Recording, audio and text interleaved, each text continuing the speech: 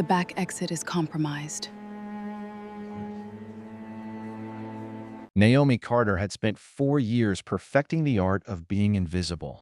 Right up until the night her invisibility became the only thing standing between a room full of powerful men and a war none of them would survive.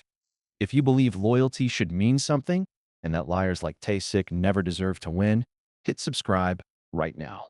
This story is about to expose every lie hiding behind that smile. Like this video if you're on Naomi's side. Only manipulators and cowards scroll past without subscribing.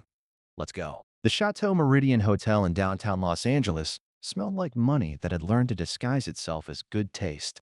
Cedar, champagne, and the particular hush of people who'd never once worried about rent.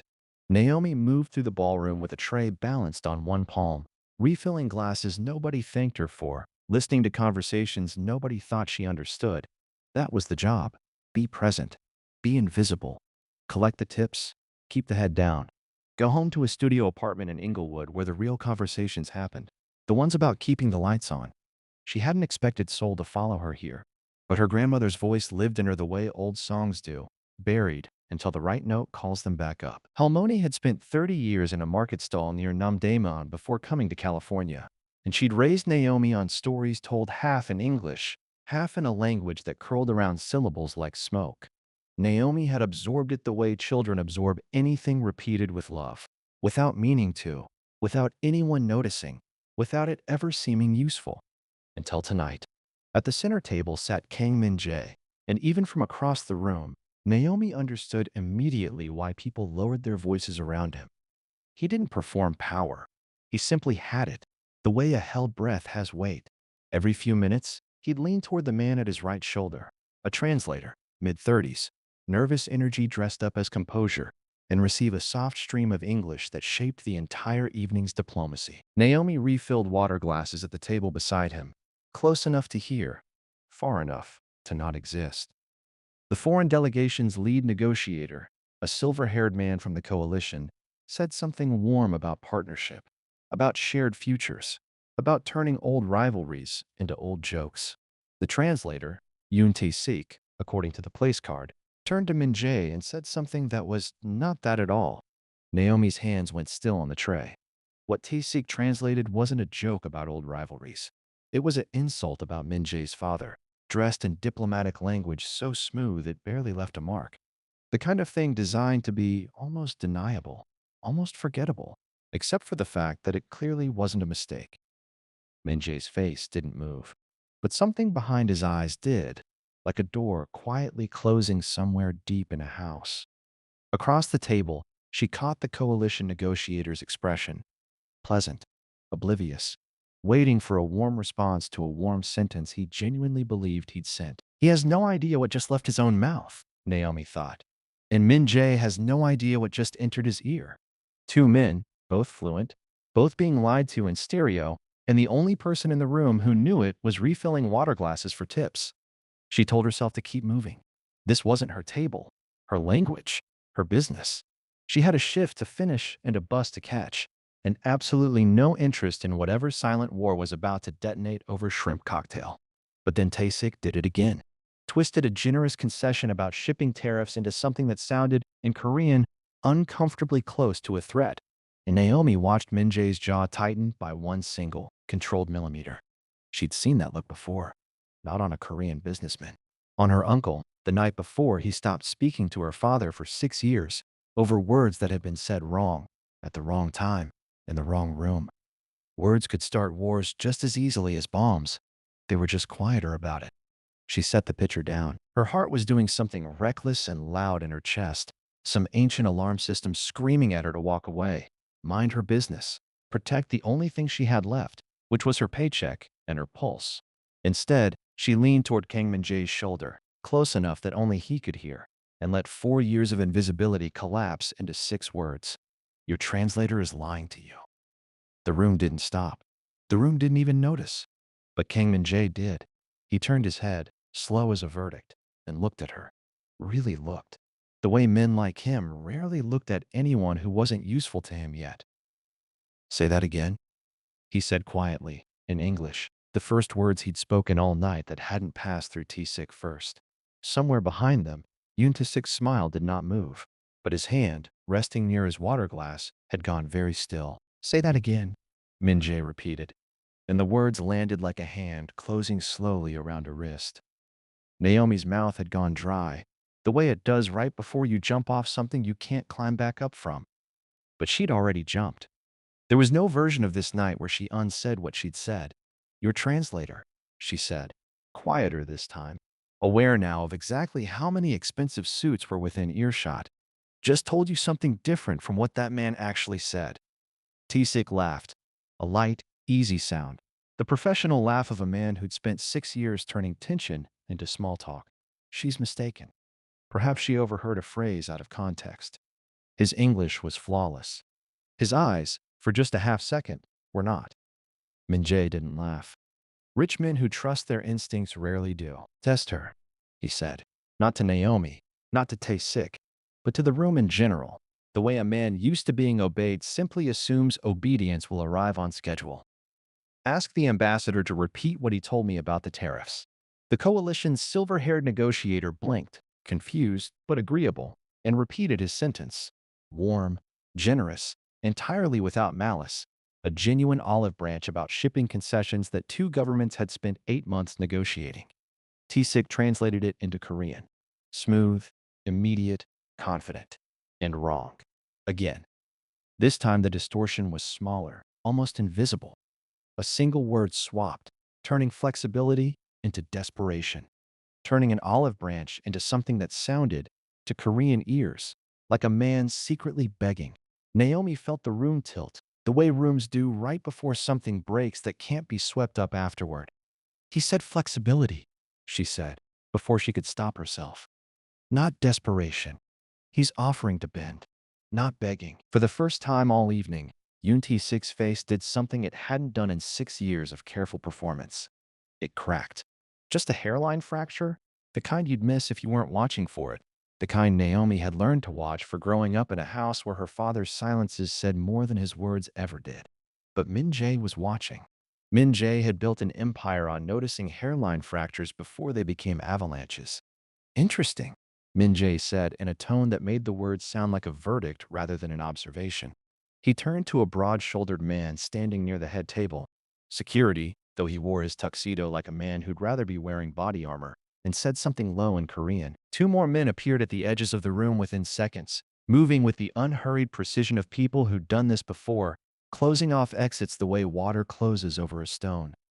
T6's eyes flicked toward the nearest door. Just once. Just enough.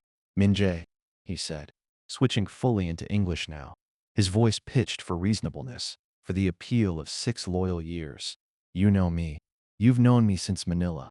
Are you really going to trust a waitress over? She has no reason to lie to me, Min-jae said, cutting him off without raising his voice, which was somehow more frightening than if he'd shouted. You have every reason. The silver-haired ambassador, still oblivious to the fact that his warm diplomatic gesture had just been quietly weaponized into an accusation of desperation, looked between the three of them with the expression of a man who'd walked into the wrong meeting and was too polite to say so. Is everything all right? He asked. Nobody answered him, which, Naomi thought, was itself an answer. She should have stepped back now, melted into the crowd, let the tray in her hands become an alibi. Let the rich men handle their Richmond catastrophe without her. That was the smart move. That was the safe move. But she thought of her grandmother's voice, patient and stubborn in equal measure, telling her once that the loudest silence in any room usually belonged to whoever was hiding something. Tae-sik's silence right now was very loud. There's more, Naomi said quietly, before she'd fully decided to say it. He didn't just twist tonight's sentences. I heard him do it 3 times during cocktail hour, too. Something about a shipping route. Something about board approval. Min-jae's expression for the first time all night stopped being unreadable. It became something colder. Something aimed, not at the ambassador, not at Naomi, at his own boardroom. Board approval, he repeated softly.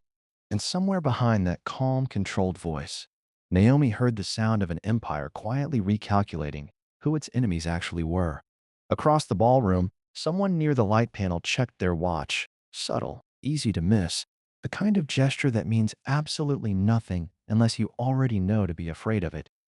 Naomi didn't know it yet, but she would in about 90 seconds when the lights went out. The lights didn't flicker. They didn't dim theatrically like in the movies. They simply vanished, all at once, total and absolute, as if someone had reached into the building's chest and stopped its heart mid-beat. 200 people gasped in unison, and underneath that gasp, Naomi heard something else. The specific, unhurried click of a door being locked from the outside. "Everyone stay calm," Minjay said, and his voice cut through the dark like it belonged there. Like darkness was simply another negotiating room he'd been in before. "This is not a blackout. This is a message." Naomi's tray had long since left her hands. She didn't remember dropping it, only the distant sound of glass meeting marble somewhere near her feet. In the pitch black, every sound became a weapon. A chair scraping, a woman's heel catching on a rug, someone's ragged breathing entirely too close to her ear. "Waitress." Minjay's voice, low, directly beside her now. He'd moved without a sound, which told her more about the kind of man he actually was than anything he'd said all evening. "Do not move. Do not speak unless it's to me." "That's usually my whole job description," she whispered back. And even in the dark, even with her pulse hammering somewhere up near her teeth, she heard him make a sound that might, in a braver lighting situation, have been a laugh. Emergency lighting flared on 30 seconds later, dim red emergency strips along the floor, casting the entire ballroom into something between a hospital and a nightclub for people about to die badly dressed. In that half-light, Naomi saw Tae-sik was gone, not fled, escorted by two men in server uniforms who had definitely not been serving anything all night. "He didn't run," Min-jae said, following her gaze, reading her face the way he read everything, with the patience of a man who'd made a career out of other people's tells. "He was collected. Someone decided he'd become a liability the moment I stopped trusting his translations." "Collected by who?" Min-jae didn't answer right away. Around them, security in dark suits were moving guests toward the far wall in low, efficient voices. The kind of crowd control that came from practice nobody wanted to ask about. The silver-haired ambassador was being guided along with the rest, still looking faintly baffled, still apparently unaware that his innocent little tariff speech had nearly detonated an international incident an hour ago. "There is a very short list," Min-jae said finally, "of people who benefit if this deal collapses publicly tonight, in this room, in front of these witnesses. And? And it is considerably shorter than the list of people who would benefit from war with the coalition." He turned to look at her fully then, red emergency light carving his face into something almost gentle, almost human, almost like a man instead of an institution. "Which tells me this was never about starting a war. It was about crashing a stock price." Naomi frowned. "Your stock price?" "Kang Group trades publicly. A collapsed international partnership announced abruptly, attached to a scandal." He exhaled, and for the first time all night, something like genuine fatigue moved across his features. Certain shareholders would find that very profitable, if they knew it was coming, if they'd already positioned themselves to buy back in cheap once the price bottomed out. "Your own board," Naomi said slowly, the pieces sliding into place with the particular click of a lock she hadn't known was there. "Tae-sik wasn't working for the coalition. He was working for your people." Min-jae's silence confirmed it more thoroughly than words could have. Somewhere near the sealed doors, a voice, amplified, distorted through a small speaker clipped to someone's lapel, calm in a way that made Naomi's skin crawl, spoke into the red-lit dark. "Mr. Kang, we only need the room to believe the deal collapsed tonight. Nothing more. Give us that." And everyone walks out exactly as they walked in. Min-jae's jaw tightened by that same single controlled millimeter Naomi had learned to watch for. "And if I don't?" he called back, steady as a man asking about the weather. A pause, long enough to be its own kind of answer. "Then we make sure the only story anyone remembers from tonight," the voice said, almost gently, "is the one where the waitress didn't make it home." Naomi felt Min-jae's hand close, quiet and immediate, around her wrist. Not a threat, not a restraint, a promise. "They just made their second mistake tonight," he murmured, low enough that only she could hear. "The first was underestimating you." "What's the first mistake?" Naomi whispered. because apparently even hostage situations couldn't fully suppress her need to finish a sentence someone else started. "Threatening you in front of me?" Min-jae said, instead of simply doing it. It should not have been comforting. A man calmly explaining the tactical error in a death threat aimed at her was, by any reasonable measure, not a soothing sentence. And yet there was something in the flatness of his voice, the total, unbothered certainty, that made Naomi's pulse slow by half a beat. The lapel speaker voice had gone quiet, waiting. Around them, the 200 guests had been herded to the far wall like well-dressed cattle, murmuring in the low, frightened tones of people who paid for champagne, not chaos. The silver-haired ambassador stood near the front, hands raised slightly, the international expression for, "I would very much like to go back to complaining about tariffs now."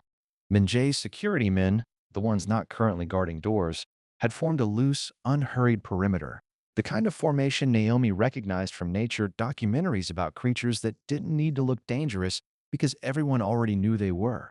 "They want a public collapse," Min-jae said, mostly to himself now, turning the problem over like a stone in his palm. "Something loud enough to move the stock overnight. Something with witnesses." "So give them a fake one," Naomi said. Min-jae looked at her. It wasn't the look of a man dismissing an idea.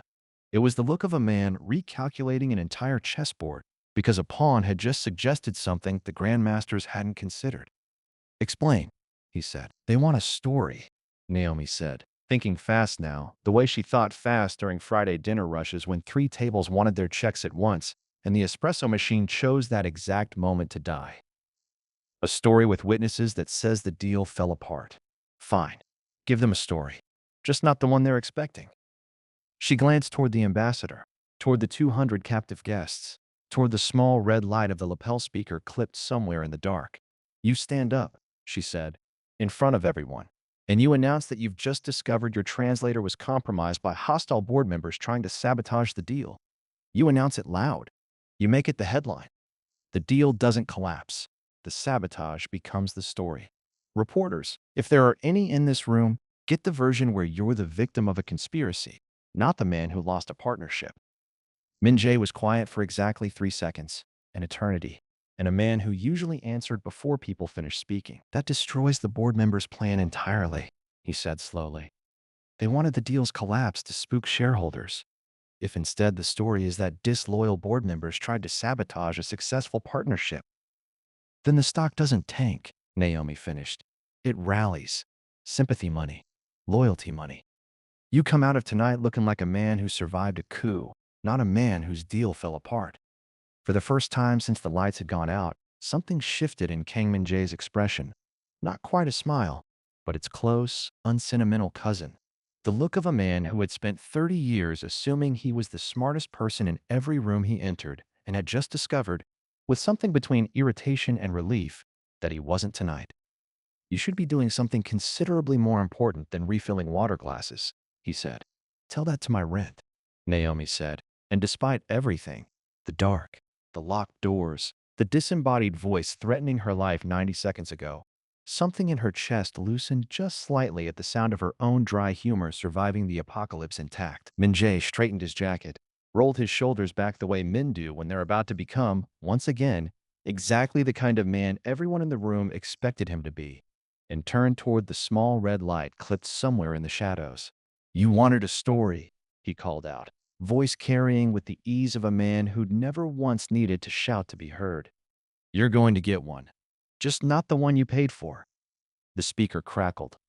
The pause that followed was different this time, not confident, not amused, uncertain. And in the 2 seconds of silence that followed, Naomi heard something she hadn't expected to hear at all. Footsteps, fast and multiplying, moving toward the ballroom instead of away from it. Whoever was on the other end of that voice had just realized the hostages were no longer the only ones with a plan. The footsteps stopped just outside the ballroom's main entrance. A dozen of them, maybe more, moving with the particular discipline of people who got paid by the hour to make good decisions look bad. Naomi felt Min-jae's grip on her wrist tighten by one fraction, not from fear, she realized, but from focus, the way a man tightens his hand right before he catches something falling. The doors didn't open. Instead, the lapel speaker crackled back to life, and this time, the voice had shed its calm. "Mr. Kang, that's a cute strategy." Genuinely. Sabotage narrative, sympathy rally, stock bump. I'll admit, I didn't expect you to think of it that fast. A pause, deliberately unhurried. The sound of a man trying to sound unbothered while recalculating everything. But strategies require you leaving this room to execute them. And that's a courtesy I'm no longer inclined to extend. You're Deacon Wells, Minjay said. Not a question. Naomi glanced at him, surprised. But Minjay's eyes stayed fixed on the darkness near the speaker, patient as a man reading a hand of cards he'd already memorized. Vice chair of my board, Minjay continued, voice carrying easily across the frightened room. The only member with enough shares to profit meaningfully from a 20% stock drop, and the only one petty enough to want it to happen in front of an audience. You always did enjoy theater, Deacon. It's why you never should have been trusted with anything requiring subtlety. The silence that answered him was thick enough to touch. You always were insufferable when you were right, the voice. Wells, apparently, said at last, dropping the last of its calm the way a man drops a mask he's tired of adjusting. Fine. You want subtlety? Here's subtlety. Your little waitress turned translator ruined a very expensive plan tonight. Plans that expensive don't just evaporate because someone got clever. Someone still has to pay for the ruined investment. Naomi felt the temperature of her own blood change. She has nothing to do with your board, Minjay said, and for the first time, something dangerous slid underneath the calm in his voice. Not loud, never loud, but colder. The way deep water gets colder the further down you go. This is between you and me, Deacon. It always was. It stopped being between us the moment she opened her mouth, Wells said. Some things you can't unhear, Minjay. That's rather the whole point of tonight, isn't it? Naomi's mind raced back through the evening. The mistranslated sentences, the small cruelties dressed as diplomacy, the calm with which a man's entire reputation had unraveled over sparkling water. She thought of her grandmother, who'd spent 30 years in a market stall being underestimated by men exactly like this. Men who assumed quiet women in service uniforms existed purely as furniture. Furniture doesn't talk back, her grandmother used to say, with the particular satisfaction of someone who'd made a very good living proving otherwise. That's why they never see it coming. You should let her go, Minjay said. I'll give you what you actually want. Say a number. There isn't a number anymore, Wells said, almost gently, almost sadly, which was somehow worse than if he'd shouted. You just publicly humiliated a decade of careful planning in under 4 minutes. The money was never really the point tonight, Minjay. Making sure people like you understood you're not as untouchable as you think. That was the point. Naomi felt Minjay shift his weight, subtly, protectively, positioning his own body a few inches in front of hers without seeming to move at all. If you have a message for the people watching this, Minjay said, voice rising now, deliberate, carrying, not to Wells. Naomi realized with a jolt, but to the room, to the 200 witnesses pressed against the far wall, to the ambassador still clutching his silk pocket square like a life raft. Say it to their faces. Or is that also a courtesy you're no longer inclined to extend? The question hung in the red emergency light, like smoke. And somewhere in the dark near the sealed doors, Naomi heard the unmistakable sound of a man realizing, one beat too late, that he just walked his own conspiracy directly into 200 witnesses' recording phones. It happened almost too fast to track. The particular modern kind of chaos where survival instincts and iPhone reflexes fire in the same half second. Naomi saw it first from the corner of her eye, a cluster of phones near the back wall, tilting upward in unison, the small red recording dots blinking to life like a constellation nobody had asked to be born. Wells' voice, still crackling through the lapel speaker, stopped mid-sentence. Turn those off, he snapped. And for the first time all night, he sounded like exactly what he was. A man who'd planned a boardroom coup, not a live stream. Nobody turned anything off. You wanted a story, Minjay said. And Naomi realized, watching him, that he'd been building to this the entire time. Not the sabotage narrative alone, but this, the moment 200 trapped, terrified witnesses became 200 unpaid journalists. Deacon, you should have remembered that in a room full of rich, frightened people, someone always has their phone in their hand. It's practically a law of physics at this point. The doors at the far end of the ballroom shuddered, not opened, but tested. a hard shoulder against a lock that hadn't expected to hold under real pressure. Naomi's pulse spiked. Through the gap where the emergency light bled thin and red across the floor, she saw shapes moving on the other side. Uniforms that didn't match hotel staff. Radios crackling low and fast. "Deacon?" Minjay called out, voice still level, still terrifyingly calm. "Your men outside are currently breaching a locked ballroom containing an international trade delegation, 200 civilian witnesses, and, as of about 90 seconds ago, several dozen live recordings. I'd like you to consider, very seriously, what story that tells a courtroom." For the first time, Wells didn't answer immediately. Naomi used the silence. She'd learned over 4 years of bad tips and worse bosses that silence from someone in power usually meant they were out of good options and hadn't yet admitted it to themselves. "You said something earlier," she called out, surprising herself as much as anyone, her voice smaller than Minjay's but carrying with the particular clarity of someone who'd spent years learning to be heard over kitchen noise and worse. "About making sure everyone understood he wasn't untouchable. Funny thing, though, you're the one who just got caught on camera threatening to kill a waitress in front of an ambassador." "Careful," Wells said, low, no longer performing calm at all. "I'm always careful," Naomi said. "That's how I noticed your translator lying in the first place." The door shuddered again, harder this time, and gave, not all the way, but enough that a sliver of hallway light sliced into the red-lit ballroom. Enough that Naomi saw, for one brief and terrible second, Yoon Tae-sik's face among the men outside. No longer smooth, no longer composed. Just a man who'd gambled his entire life on a card room and lost considerably more than an apartment. "Min-jae," Tae-sik called through the gap, voice cracking. "I didn't want this. He said no one would get hurt. He said it was just business." "It's always just business," Min-jae said, without looking at him.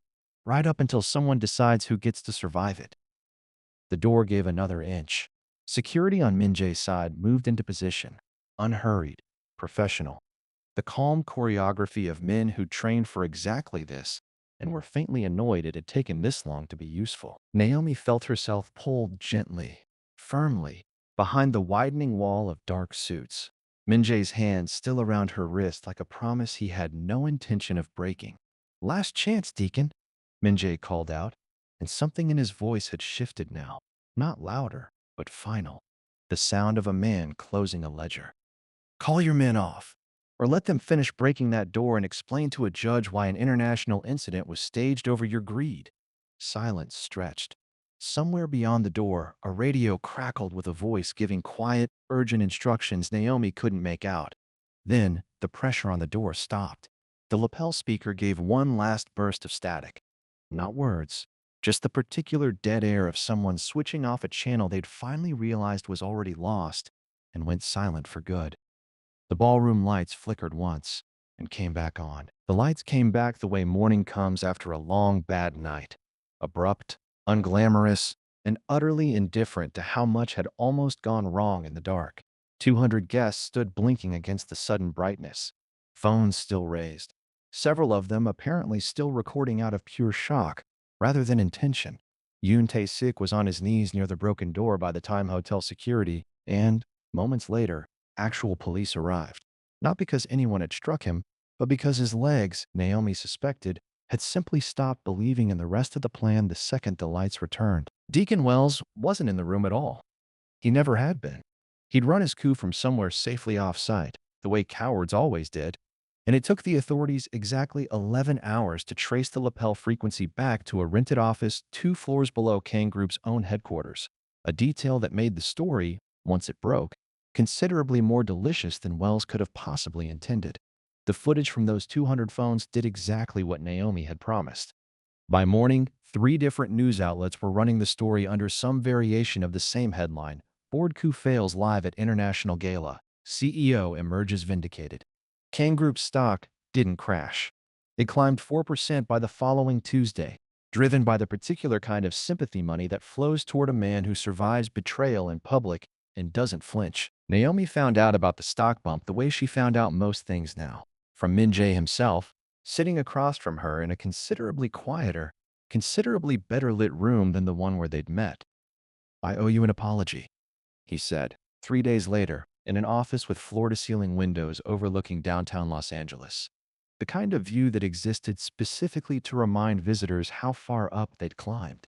For 4 years, apparently, my own translation department employed someone with your fluency and paid her to carry a serving tray instead. 4 years, my own translation department employed someone with your fluency and let a man rob you blind while smiling at your face, Naomi said. I think we're even on the apologies. Minjay's mouth did the thing it had started doing more often since the gala. Not quite a smile, but its patient, unhurried cousin. I'd like to offer you a position. Head translator. Full vetting, obviously. Though I imagine after this week my definition of thorough vetting has changed somewhat. You mean you're going to actually check whether people are gambling away apartments this time? Considerably more than that, yes. Naomi looked out at the skyline, at a city that had spent 4 years treating her like furniture with legs, and thought of her grandmother.